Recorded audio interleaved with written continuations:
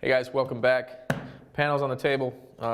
Cleaned up a little bit of the mess I had here, and we're gonna get right into talking about sanding, polishing, sanding and buffing, all that good stuff in terms of what we're gonna do here. So, real quick, again, here's my panel. This, if you remember, was the side that had just the base coat, no clear coat on it. So I went ahead and just kind of taped off another section just to show kind of the comparison. This is what the original kind of finish right here, the clear, just right out of the gun. So we tape that to protect it. And what we'll do is I'll do a section here where we just polish it without actually sanding it, just actually polishing the clear to increase the shine. And then we'll do a little section here on sanding and buffing. So real quick, I'll try to make this as streamlined as possible. I could probably do a series on sanding and buffing.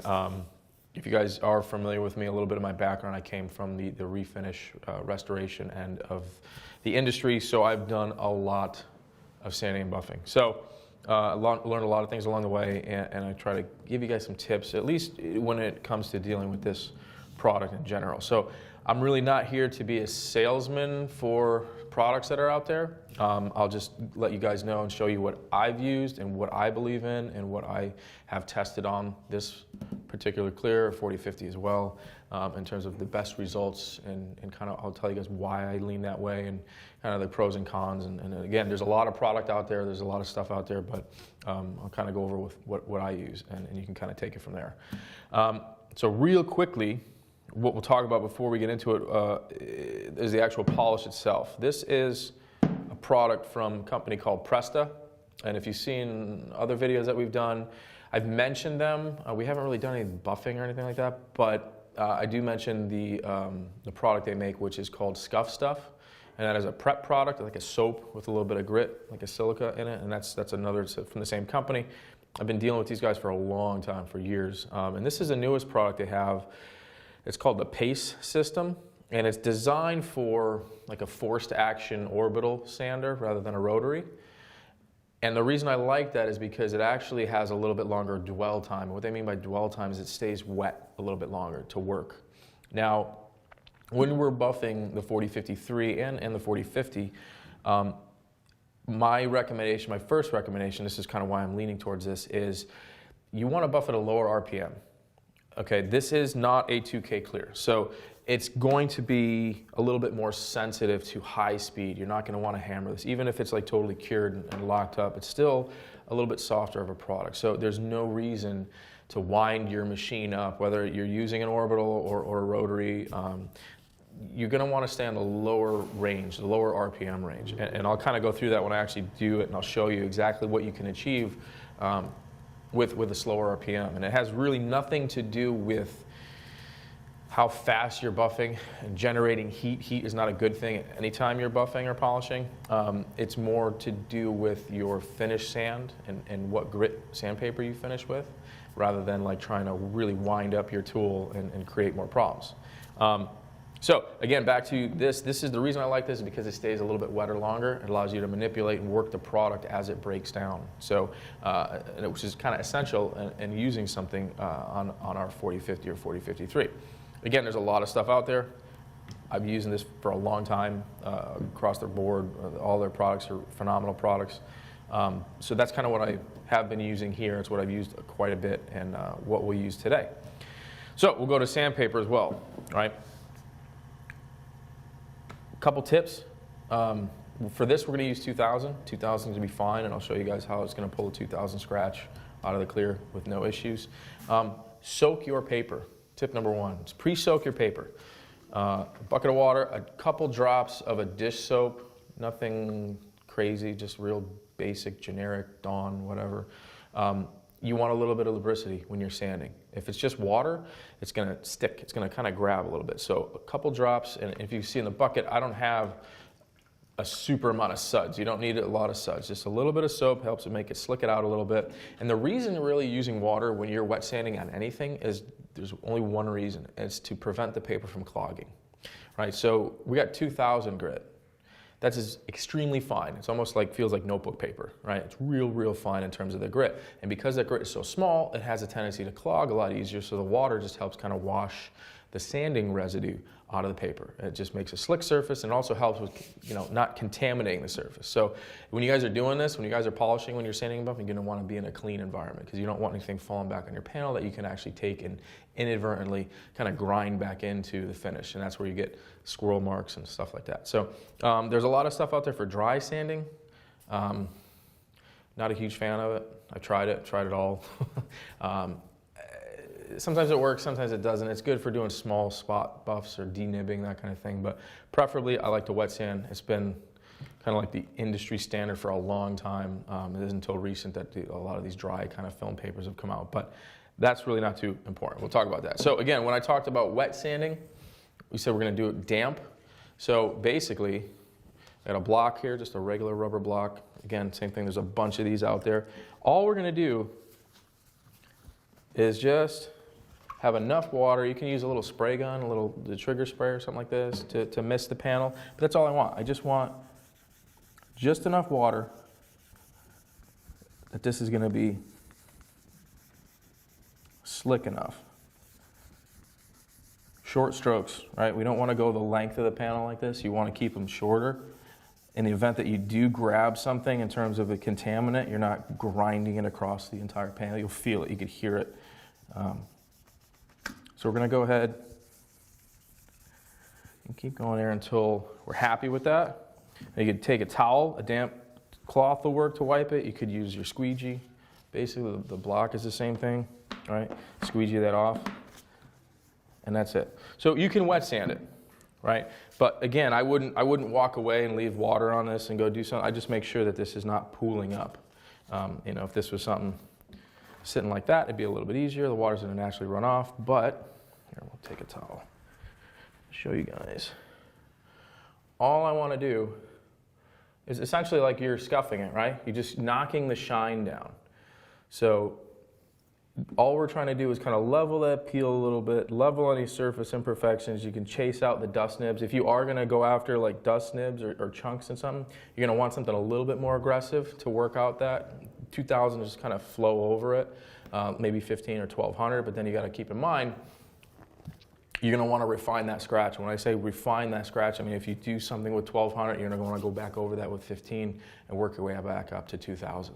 You don't want to go massive steps in terms of grits. When I say steps between grits, you don't want to go from 1000 and then go to 2500 or 1000 to 2000. You can, you're going to be working harder, and then you start running the risk of burning through or cutting through edges. And when you say burning through, you mean literally cutting through the clear into your base coat, and that's something you don't want to do.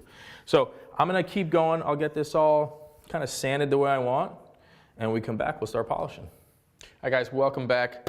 Got my panel taped up and actually taped down to the table so I don't frisbee it across the booth while we're doing this. And actually too, food for thought, I usually don't recommend buffing in the same spot that you're painting. So we're buffing in the booth right now, it's okay. There's actually no fillers or any kind of silicone. That's another thing I want to talk about too is with these products, there are no fillers. So what you see is what you get. There's nothing in there giving you like a false shine.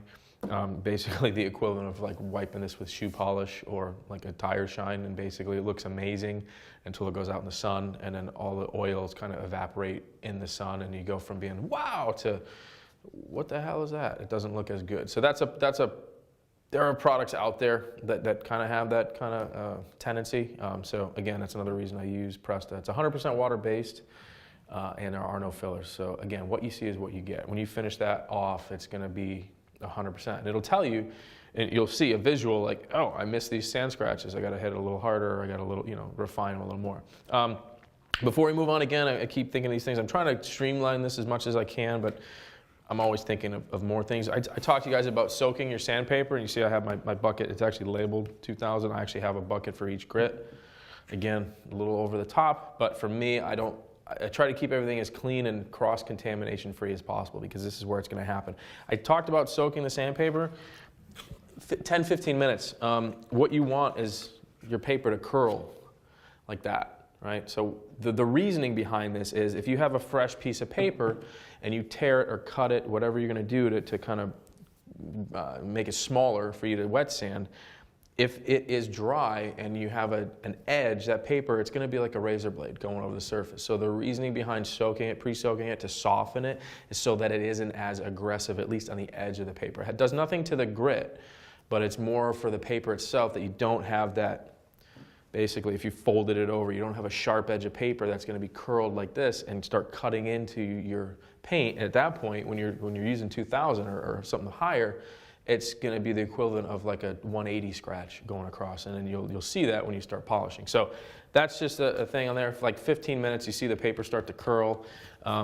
There's no right or wrong in terms of what you're using for paper. For me, I like Norton. That's what I'm using here, Norton Black Ice paper. But again, a lot of different companies that make paper. Just try to keep in mind a lot of the cheaper papers, the grit isn't as exacting as a better quality paper. So even though if it says 1500, it might be like 1200.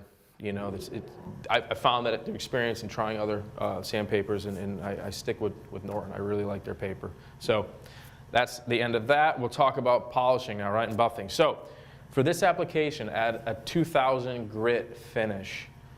There's really no reason to use a wool pad.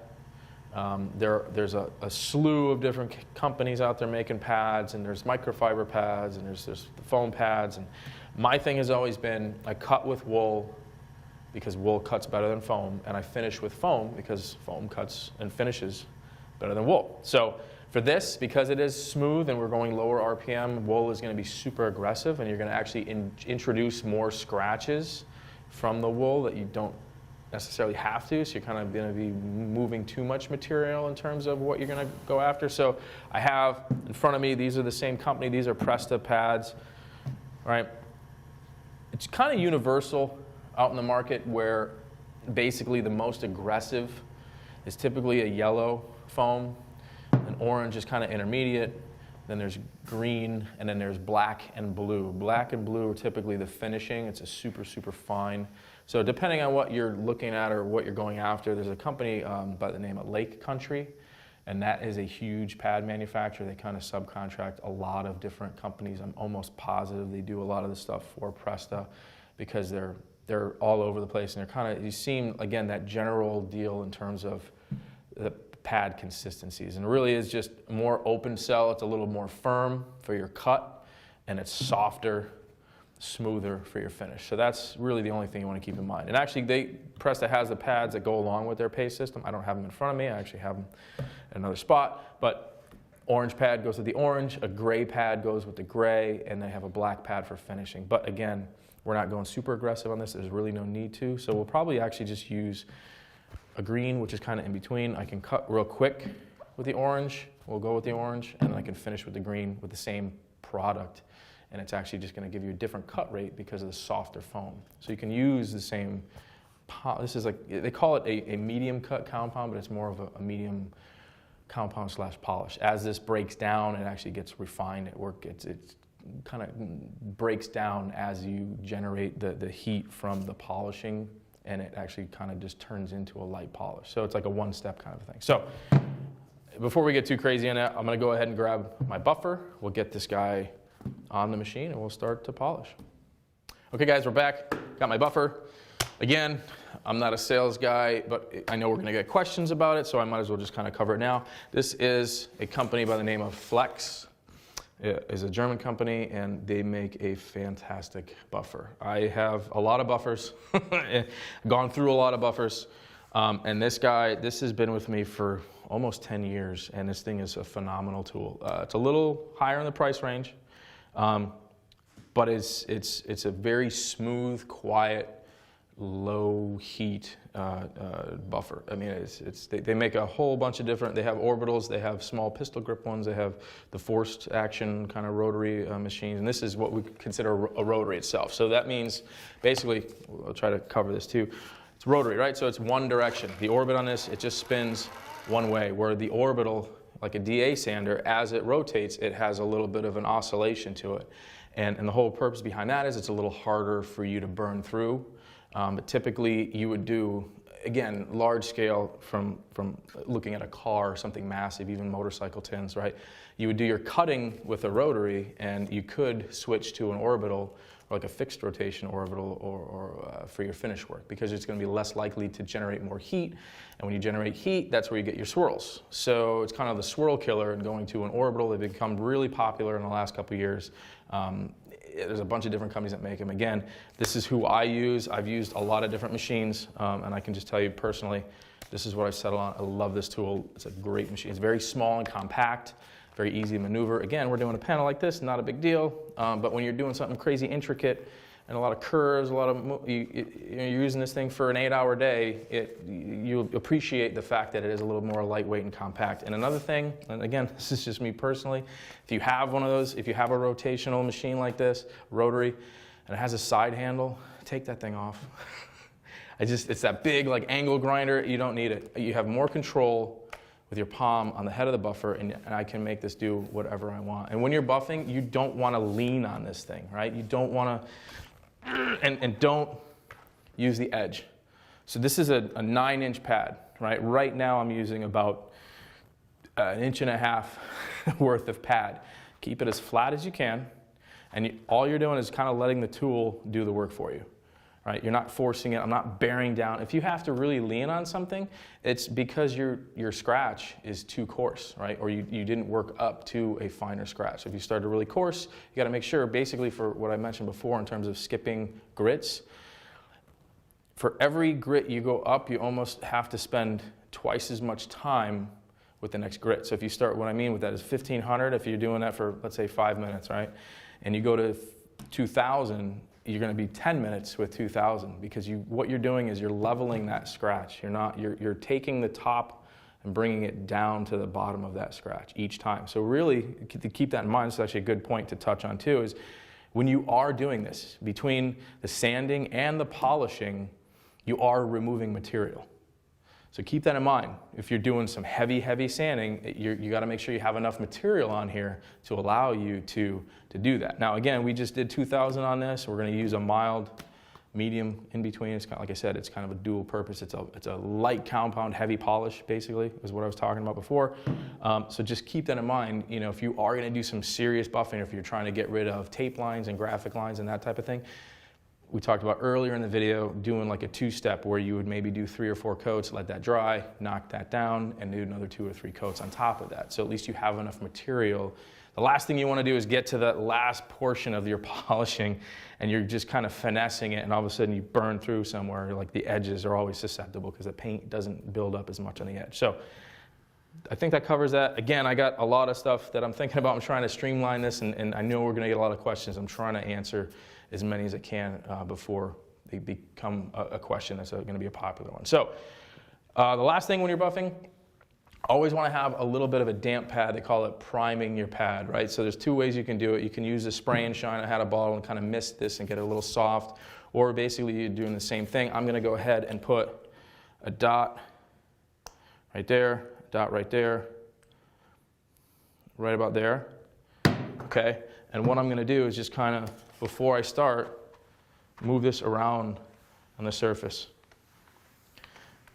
And again, because this is a smaller kind of a project, I'm not going to be slinging this stuff all over the place. If you were doing this on something larger, you could actually take your hand and just kind of work it into the pad. So the last thing you want to do is start off higher speed with a dry pad, because you're just creating friction. It's essentially just another way you could burn or kind of smear. And that's what I was talking about earlier with this particular finish. We don't want to wind this thing up to like 2,000 RPM. There's no benefit at all. It's going to do 2 things. It's going to actually make the polish dry and dehydrate faster, and then you run the risk of dry buffing, and you're going to cause more problems. So the lowest speed that this thing has is 600 RPM. So that's 600 right there. And believe it or not, it's going to do a great job. So again, I'm working side to side, nice and easy. My hand is just guiding this. I'm not forcing it. I'm not leaning down on it. I'm just literally making sure that this thing doesn't slide off the table. Front to back. And it will go back side to side. Once you start to see the polish kind of break down, it goes from being a little opaque, it'll start to turn clear. That's at the point where it's starting to actually, like I said, break down. It's actually going a little finer in terms of the grit and going from basically a light compound to a heavy polish. You kind of take that opportunity to stop and then just give your panel a wipe and see if you're happy with how it looks. And again, you kind of, it's taped down on the table right now, but I could, here, I could pick this up real quick here. Let's see if you can see. It's actually got a really nice shine to it. And that was 600 RPM. Again, there's no benefit in winding up a machine to try to get a scratch out. Basically, if you're seeing scratches that you can't get out, it's because you didn't refine the scratch enough. So it's basically a 1500 scratch that maybe you skated over a little bit with 2000 or 25, and it's really not a 15, it's like an 1800 grit scratch. You know what I mean? It's like you got it out, but you didn't totally get it out, and that's what you're seeing. There's a bunch of other product out there too while we're talking about it in terms of scratch. I'm gonna go ahead and tape this back down. I'll give it a couple more passes. There are products like from 3M, the Trizact, which is actually a really good paper. It's DA specific. It's 3000 grit and up. And I think as of recently, I think they have 6,000 or 5,000, which is crazy to me. It's really, really fine. But that's another thing you can use once you are at that point where your hand sanding is done. Remember I talked about DA sanding and dry sanding. I'm not a fan of the lower grit DA papers because a lot of times what will happen is they load up and you get these little curlicues, these pigtails, because the paper is actually getting clogged with the clear, the dust, and you're kind of grinding it back into the surface. So now you're going to polish this thing and you're going to look at it and you're going to see these little curlicues, these little squiggles, and you're like, what the hell? And it's basically contamination in the paper. That's why I'm not a fan of those. I like wet sanding, and then once you get to that 2000 or 2500 step by hand, then you can switch to a DA. That's just me. Again, personally, that's what I do. 3000 is kind of like I don't have to go that high. There are super, super high grits, but I think 3000 at that point, you can almost polish with your sock if you did it the right way. So you'll see it actually starts to get a shine back, and it makes the polishing a lot easier. And again, you kind of run the risk, the less product you have to use and different steps and different pads. I mentioned cross-contamination. That's always a possibility. If you're at the final stage of polishing and you end up with a pad or something that you wiped and it has some compound on it, now you have your super fine pad and you grab that compound and it starts to grind into a little bit. So I'm going to go ahead, stop talking, and I'll put a little bit more. This time I'll put it right on the panel because my pad is pretty much primed at this point. You see, I'm not using a lot. This is a very small amount, probably about the side, less than a quarter if it was a dab. So same thing, I'm gonna go ahead and spread it out first before I start working it. And this is gonna do two things. Hey, it works into the pad itself and it keeps that big puddle. As soon as you trigger this thing, it's not gonna sling and go up the side of the cameraman or something. So same thing, this is 600 RPM. Not fast at all. I'm not saying that you have to buff at 600. You can go a little bit faster. I can turn it up. I'll go to, this is right around 1500. And that's kind of my sweet spot. But there's absolutely no reason to crank your machine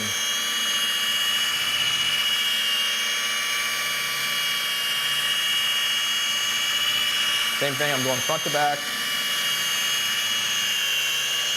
side to side, and I'm just working that material until I start to see it go from a little bit of opaque to start to be clear.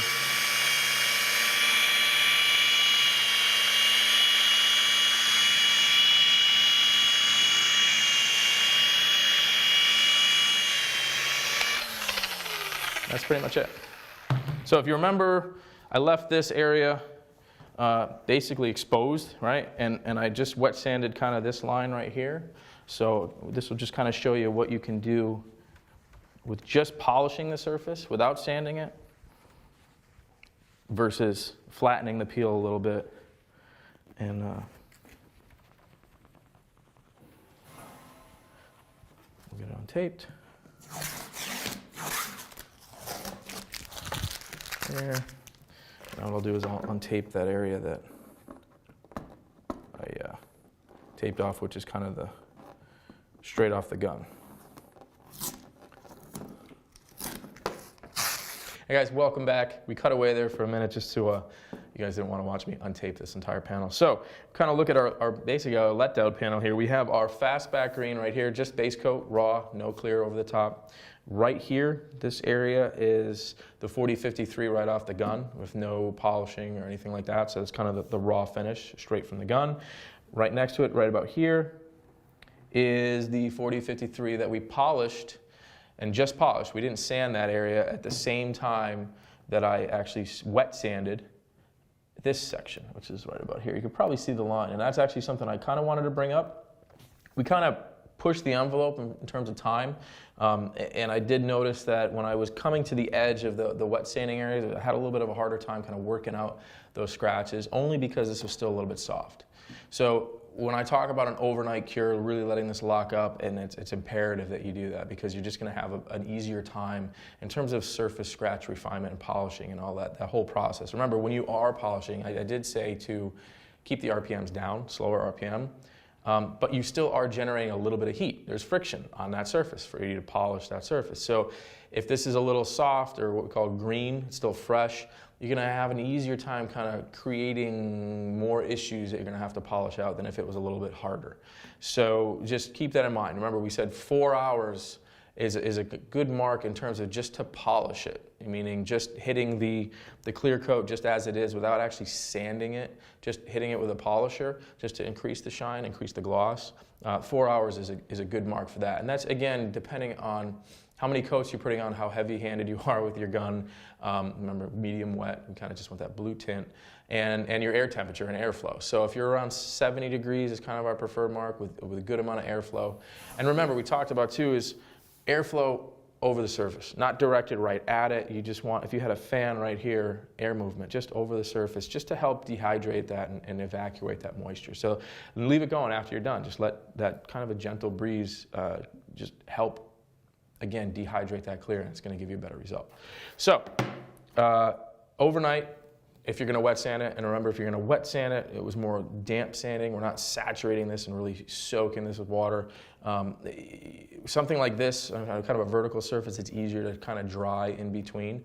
But if you're doing something that's got a lot of curves and creases and areas where there is a chance of water pooling, you kind of want to eliminate that. You want to kind of take that variable out in terms of not having a massive amount of water. So damp sand, the spray bottle, or even just dunking your paper and drying as you go is going to give you the best results. And unless you're really trying to knock something down hard, typically 1,500 is a good starting point. Work your way up to 2,000. That's what we had here. We just went straight 2,000. And that's what we had for final product. And talk about the actual polishing process.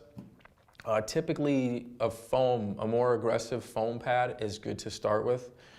You really don't need a heavy cut wool. Again, it's going to introduce more scratches, and usually the wool pads are a little more aggressive. And this is not a super, super hard top coat, so there's no reason for you to create more problems in something too aggressive. So a good heavy medium foam pad with a medium heavy polish, and then finishing off with a light foam pad with a finishing polish, a super light cut, is going to give you the best results. So lower RPM, try not to generate a lot of heat, and that pretty much wraps that up. So for Createx Colors and 4053, I'm Chris Harpin.